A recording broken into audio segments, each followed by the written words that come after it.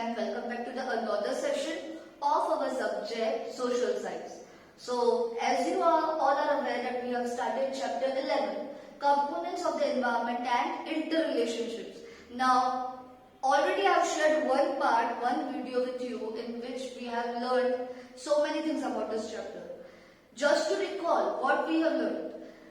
First thing, we have learnt about the environment. What is environment? The different components of the environment. We also came to know that there is only Earth planet in the solar system where we have received the gift of natural environment. We have studied about the different components of the environment. Yes, I have explained you about the lithosphere, hydrosphere, atmosphere and the biosphere, which are regarded as the four main components of environment. So I hope that topic is clear. And also we learned about the different types of environment. Actually we have got the information about natural environment and man-made environment. In today's video we are going to proceed with new topic, that is distribution of water. Yes everyone, here we are talking about the distribution of water on Earth's surface. How it is distributed. I hope one thing you already know, that the Earth's surface is covered more by water than land. Land is less here on the Earth's surface and water is more. Let's see what it is given. The area of water on Earth is more than land. As I have told you, the area covered by the water here, it is more. Water is more than the land on Earth's surface. So water occupies about 71% of the Earth's surface. Water or a hydrosphere, it is covering the 71% of the Earth's surface. So that means that much surface of the Earth is covered by water. It is covered with what actually? What is the largest water body? Oceans. Yes everyone, you are correct. What are oceans? An ocean is a water body that has huge reserves of water. Ocean is a water body. एक ऐसी चीज है जिसके अंदर बहुत ज़्यादा पानी भरा हुआ है. But yes, we all are aware about one thing, that oceans are having which type of water? Saline water, salty water. Yes, oceans are having the salty water, saline water inside them. And on the Earth, how many oceans we have? 4 oceans. You are aware about this thing also. Pacific Ocean, Atlantic Ocean, Indian Ocean, Arctic Ocean. These are the 4 oceans which we are having here, and these all oceans are connected with one another. Yes, if you can see the map clearly, अगर आपने Earth का हमारे world map देखा है, there you will find that each and every ocean is connected with one another, and each and every ocean is very wide and deep. Wide and deep, that means बहुत बड़ा, बहुत गहरा होता है ocean. And if you talk about wide and deep, the best example of this is a trench. What is a trench? Trench is a point inside the ocean which is a very deepest point.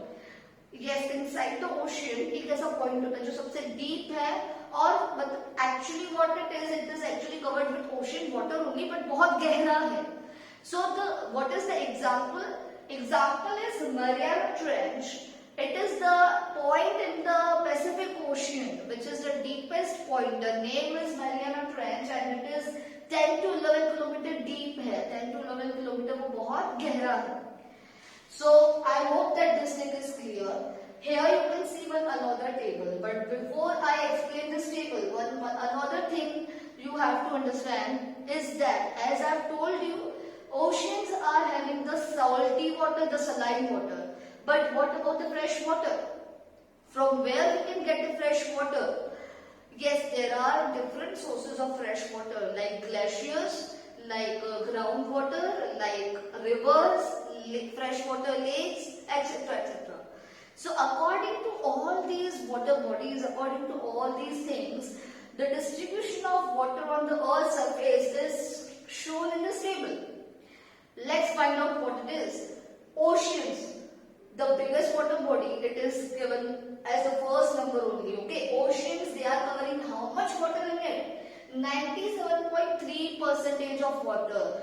97.3% of water which is available on Earth's surface is covered by oceans. Oceans ने ले रखा है. That is why they are called biggest water body. Next is glaciers or icebergs. Glaciers or icebergs from where we can get fresh water. they are having 2% of Earth's of water on Earth's surface. Groundwater. Now sometimes when it rains, so the earth soaks some water inside its surface, and the water which is collected inside the earth's surface is known as the groundwater. It is also regarded as the fresh water, and it is 0.68%. Freshwater lake. Now next is saline water lake. Actually there are two types of lake. Freshwater lake and saline water lake. That's why I am taking the name together. Freshwater lake, it is having 0.009% of water, and saline water lake means salty water lake. It is having 0.009% of total water which is there on Earth's surface. In atmosphere, now we cannot forget this thing. Water is also present in the atmosphere in the form of water vapor. Yes, water is also present in the air, in the atmosphere in the form of water vapor, which is 0.0019% out of total 100%. Rivers which are regarded as the major source of fresh water, it is only having 0.0001% of water. So if you will sum up, if you will add all these figures, you will get 100. Now this is the distribution of the water on Earth's surface. So that's all about our topic, distribution of water. Coming to the next topic. Now the next topic is sea waves. Sea waves arise from various forces. Might be you have seen the sea waves, might be you have gone to a beach, there you have seen the water of the sea. Now how they are arising? They are arising because of various forces. Normal waves, if we talk about the normal waves, they are created by the wind blowing over the sea surface. When the wind is blowing over the surface of the sea, then the water is moving. This movement of water is known as a sea wave. But this was about the normal wave. Another type of wave is there which is called high wave. High waves are formed by whirlwind or storm. Now sometimes it happens because of the weather. There is a cyclone like whirlwind or storm. एक तूफान आ रहा है, round घूम के जो cyclone आ रहा है वो आता है. At that time, when it is coming on the ocean, on the sea, on the surface of the water, the water will, the movement will be different. It will rise. Water rise होगा और ज़्यादा उसकी height बढ़ेगी. So that wave, when it is forming because of the whirlwind or the strong storm, it is known as high waves. Now, normal waves are okay, but when the high waves arise, these waves, when they reach over the coast, when they reach over the coastal area, जब वो किनारे पे पहुंचेंगी ocean के sea के, at that time they can cause a damage. They can cause lot of damage at that time. So that was about sea waves.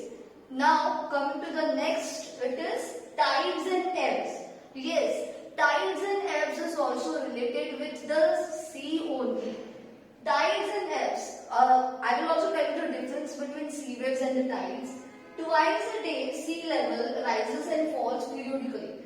In a day, 2 times sea level rises and falls. Sea level क्या करता है? आगे तक आता है उसका पानी. Sea का at some 2 बार वापस चला जाएगा. So this rising and falling, this phenomena of rising and falling of sea level towards the shore, towards the sea shore or towards the land, it is known as tides and ebbs. So basically what is tide and what is ebb? At the time of high tide, when there is a tide, sea water, what it will show, what it will look like, the sea water bulges towards the shore. Sea water will try to come near by the shore, shore के और आगे नजदीक आता जाएगा. But while at the time of ebb, जब ebb आएगा, the sea water returns to the shore, means it falls, वो वापस जाएगा. Okay, the sea water will return at the time of high tide. Means tide means when the water is increasing, the water level actually it is increasing, it is moving forward, and the ebb means the water level is going back, it is falling back. Now the difference between the sea wave and the tide and ebb, it is like the sea waves, they are formed because of the storm, because of the wind.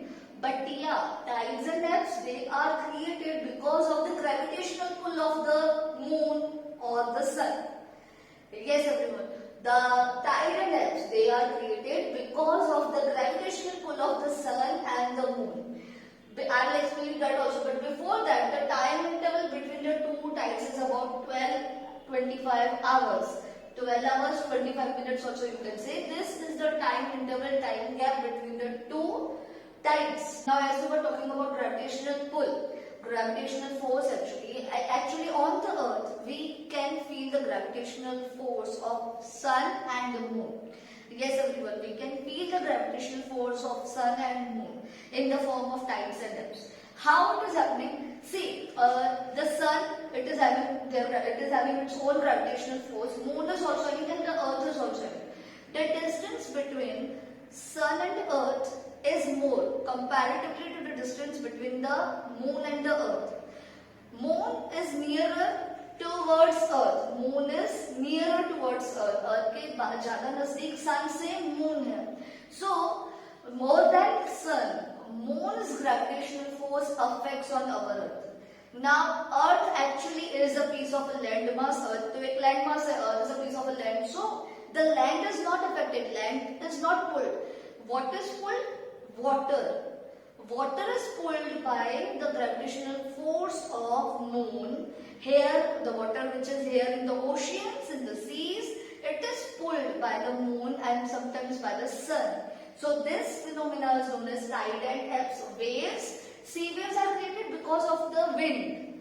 That is completely different thing. But here tides and ebbs, they are created because of the gravitational force of moon and sun. More than sun, moon's gravitational force is pulling the water. As the earth is rotating, so the different parts of the earth face the moon and the sun at different time.